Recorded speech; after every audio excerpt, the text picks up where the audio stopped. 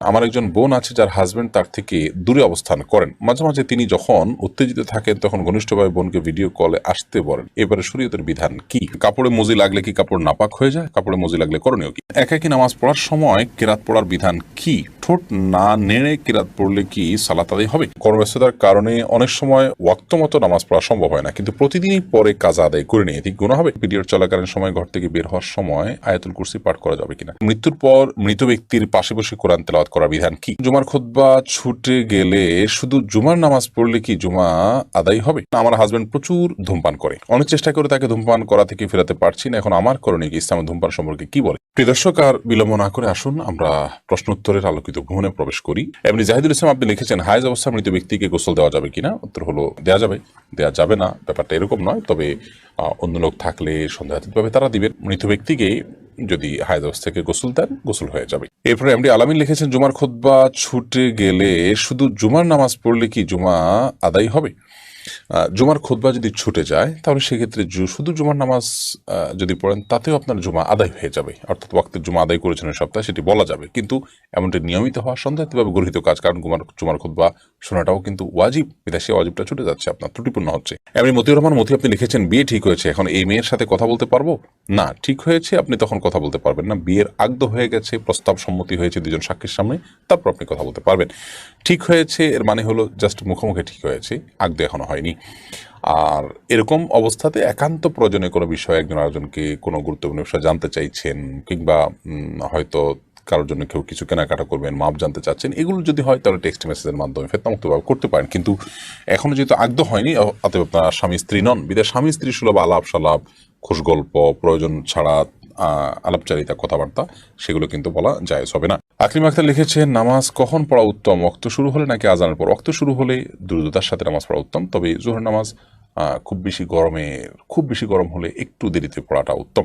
এমনি রফিকুল ইসলাম আপনি লিখেছেন, একাকী নামাজ পড়ার সময় কেরাত পড়ার বিধান কি? ঠোঁট না নেড়ে কেরাত পড়লে কি সালাত আদায় হবে?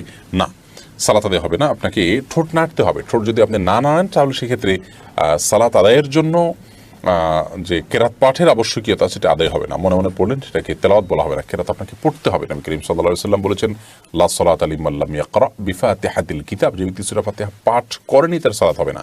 তাহলে এখানে পাঠ করতে বলেছেন তিনি। আপনি যদি মুখ না নাড়েন, ঠোঁট না নাড়েন, জিহ্বা না নাড়েন, তাহলে তো পাঠ হলো না, সেটা কল্পনা হলো, সেটা জল্পনা হলো, সেটা স্মৃতিতে আপনি স্মরণ করলেন, স্মরণ হলো।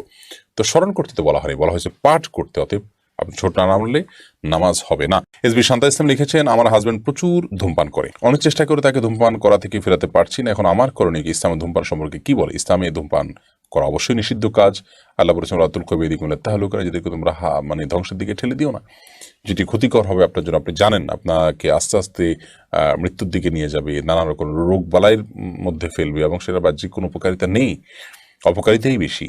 তো সেক্ষেত্রে সেটি নিষিদ্ধ, নাজায়েজ, গুনাহের কথা। বিধায় আপনার স্বামীকে আপনি বোঝানোর চেষ্টা করবেন, আল্লাহর ভয় দেখাবেন, এবং অন্যদেরকে দিয়ে বোঝাবেন, তার জন্য আল্লাহর কাছে দোয়া করবেন, বিভিন্ন উদ্যোগ আপনি গ্রহণ করবেন। আসমা আক্তার জাকি আপনি লিখেছেন, নামাজ সঠিকভাবে পড়ার চেষ্টা করি, তাও মনে হয় যেন ভুল হচ্ছে, এর জন্য সিজদায়ে সাহু দেই। এই অবস্থায় আসলে করণীয় কি? আপনি যদি সঠিকভাবে পড়ে থাকেন, এরপরে মনে হচ্ছে ভুল হচ্ছে, এই মনে হচ্ছে ভিত্তিতে সিজদা সাহু আপনি দিবেন না। পার্টিকুলার কোনো ভুল যদি হয়, একেবারে জানলেন নির্দিষ্ট করে যে আমার এই ভুলটা হয়েছে, তার ভিত্তিতে আপনি সিজদা সাহু দিবেন। অনেকে এরকম ধোঁয়াশাপূর্ণ, জাস্ট ওই মনে হয়েছে কোনো ভুল হতেও পারে হলে এরকম ওয়াসওয়াসা, নিজের ভেতরে যে এক ধরনের সংশয় কাজ করে, এটা এক ধরনের রোগ বলতে পারি, সেই রোগের কারণে তিনি সিজদা সাহু দিচ্ছেন, এটা মোটেও উচিত নয়। ঠিক একইভাবে হজে বা উমরায় গেলে অনেকে অযথাই দম দেন, যে কোনো ভুল আমার হয়ে থাকতে পারে তো একটা দম দিয়ে দিলাম। না, এরকম কোনো দমের নির্দেশনা শরীয়ত আমাদেরকে দেয়নি, বরং আমরা দম দেব যখন আমাদের কোনো ভুল ধরা পড়বে নির্দিষ্টভাবে, সেটি জাস্ট সন্দেহ দূরের জন্য থোক কোনো দম দিয়ে দেওয়া, নিজের সংশয় দূরের জন্য। অথচ কোনো ভুল হয়েছে কিনা সেটা আমি নিজেও জানি না এবং পরিষ্কার না, স্পষ্ট না, তাহলে সেক্ষেত্রে এটি শরীয়তের কোনো নির্দেশনা নয়। এরপর মেহেদি DIR দেখে আপনি লিখেছেন, মৃত্যুর পর মৃত ব্যক্তির পাশে বসে কোরআন তেলাওয়াত করার বিধান কি? মৃত ব্যক্তির পাশে কোরআন তেলাওয়াত করার বিশেষ কোনো প্রয়োজনীয়তা নেই। কোরআন তেলাওয়াত যিনি করবেন, জোরে জোরে যখন তেলাওয়াত করি তখন আমরা জীবিত মানুষকে শোনাবো, মৃত ব্যক্তিকে তার শোনাতে পারবো না। ওমান তাবি মুসলিম মানফুল কুবুর, যার কারণে মৃত ব্যক্তির পাশে বসে কোরআন তেলাওয়াত করতে হয় এরকম কোনো নির্দেশ কোরআন হাদিস আমাদেরকে দেয়নি। মৃত ব্যক্তিকে দ্রুততার সাথে গোসল দিয়ে জানাজা দাফনের মাধ্যমে তাকে বিদায় জানাতে হবে, সেটি হলো কোরআন এবং হাদিস কর্তৃক নির্দেশনা, অতএব সেটি আমরা করব। আর এর বাইরে তার জন্য ভাড়াটিয়া লোক দিয়ে অনেকে কোরআন তেলাওয়াত করেন, অথবা ভাড়াটিয়া ছাড়াও আপনার চারপাশে ঘিরে তেলাওয়াত করা, এরকম কোনো নির্দেশনা কোরআন এবং হাদিস থেকে দেওয়া হয়নি। এম সালমা লিখেছেন, পিরিয়ড চলাকালীন সময় ঘর থেকে বের হওয়ার সময় আয়াতুল কুরসি পাঠ করা যাবে কিনা? পিরিয়ড চলাকালীন সময় কোরআন কারীম তেলাওয়াত করবেন না, এটাই জমহুর আমাদের মত। তবে অনেক ওলামা কেরাম এটাকে জায়েজও বলেছেন। আবিদ হাসান আপনি লিখেছেন, কর্মব্যস্ততার কারণে অনেক সময় ওয়াক্ত মতো নামাজ পড়া সম্ভব হয় না, কিন্তু প্রতিদিনই পরে কাজা আদায় করে নিয়ে ঠিক গুনাহ হবে? অবশ্যই গুনাহ হবে।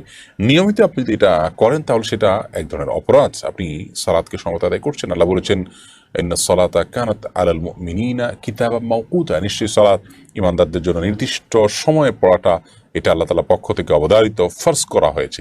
বিধায় সেই ফরজটাকে অবলীলা প্রতিদিন আপনি লঙ্ঘন করে যাবেন তথাকথিত ব্যস্ততায়, এই ব্যস্ততা আপনার জন্য জায়েজ নয়। আপনার ঈমান ধ্বংস হয়ে, তাকওয়া ধ্বংস হয়ে, আখিরাত এবং জান্নাত ধ্বংস হয়ে যদি দুনিয়ার অনেক কিছু অর্জনও হয়, সেই অর্জনটা আপনার কাছে তুচ্ছ, সেটা আপনি গ্রহণ করার কথা নয়। আপনাকে যদি নিঃশ্বাস আটকে রেখে কাজ করতে বলা হয় এবং তার বিনিময়ে আপনাকে অনেক টাকা অফার করে, আপনি নেবেন না, কারণ জানে না থাকলে, জীবনে না থাকলে, বেঁচেই না থাকা গেলে এই টাকা দিয়ে আমি কী করবো? ঠিক একইভাবে নামাজে যদি পড়তে না পারি, আমার আখিরাত পুরোপুরি ধ্বংস হয়ে যায়, তাহলে সেক্ষেত্রে এই ব্যস্ততার কী মানে থাকতে পারে? আপনি আপনার পেশা, আপনার অবস্থান পরিবর্তন করে হলো ওয়াক্তমতো সালাত আদায় করতে হবে। মাঝে মধ্যে এরকমটি হতে পারে, সেই ভিন্ন কথা। জহিরুল ইসলাম আপনি লিখেছেন, কাপড়ে মজি লাগলে কি কাপড় নাপাক হয়ে যায়? কাপড়ে মজি লাগলে করণীয় কি? কাপড়ে মজি লাগলে অবশ্যই নাপাক হবে, যে জায়গা লাগবে সেটি। মজি বা ওয়াদি এই দুটি পদার্থ মূলত বীর্যপাতের আগে আঠালো পানির মতো আপনার জিনিস বের হয়, এটি কি মজি বলা হয়। পেশাবের সাথে কোত দিলে যে সাদা পদার্থ বের হয় সেটিকে ওয়াদি বলা হয়। এই অনেক সময় হচ্ছে প্রেশারের কারণে বের হয়, এটা চাপের কারণে কারো বের হয়, অসুস্থতার কারণে।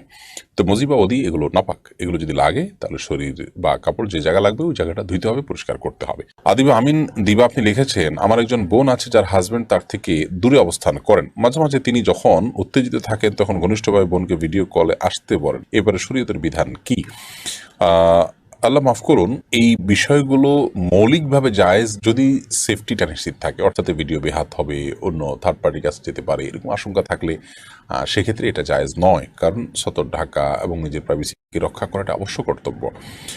আর এই সাধারণত যে সমস্ত অ্যাপগুলোর মাধ্যমে ভিডিও কল করা হয়, এগুলো আমি যতটুকু জানি যে সেগুলো সংশ্লিষ্ট কর্তৃপক্ষের মনিটরের সুযোগ থাকে, যদিও তারা ইন্ডিভিজুয়াল প্রত্যেকটা মানুষকে আলাদা আলাদা করে তার মনিটর করার সুযোগ পায় না। যদি বেহাত হওয়ার বা অন্যের দৃষ্টিগোচর হওয়ার বা অন্যের কাছে যাওয়ার মতো সেরকম আশঙ্কা না থাকে, তাহলে এটা বেসিক্যালি জায়েজ আছে। স্বামী স্ত্রী একে অন্যকে তার শরীরে যে কোনো অংশ দেখাতে পারেন, তবে এগুলোর ফলশ্রুতিতে তাদের উত্তেজনা আরও বেশি বৃদ্ধি হবে, এর ফলশ্রুতিতে তারা হারামে লিপ্ত হতে পারেন, জড়াতে পারেন। আর এই কারণে প্রবাসে খুব দীর্ঘ সময় স্ত্রী ছাড়া একজন স্বামীর বসবাস করা জায়েজ নয়, বা স্বামী ছাড়া স্ত্রীর বসবাস করা জায়েজ নয়। এই জন্যই তো প্রবাসে যথাসম্ভব এইভাবে দীর্ঘকাল অবস্থান করার যে একটা টেন্ডেন্সি বা একটা প্রবণতা আমাদের অনেকের মধ্যে আছে, সেখান থেকে আমাদের বেরিয়ে আসা উচিত।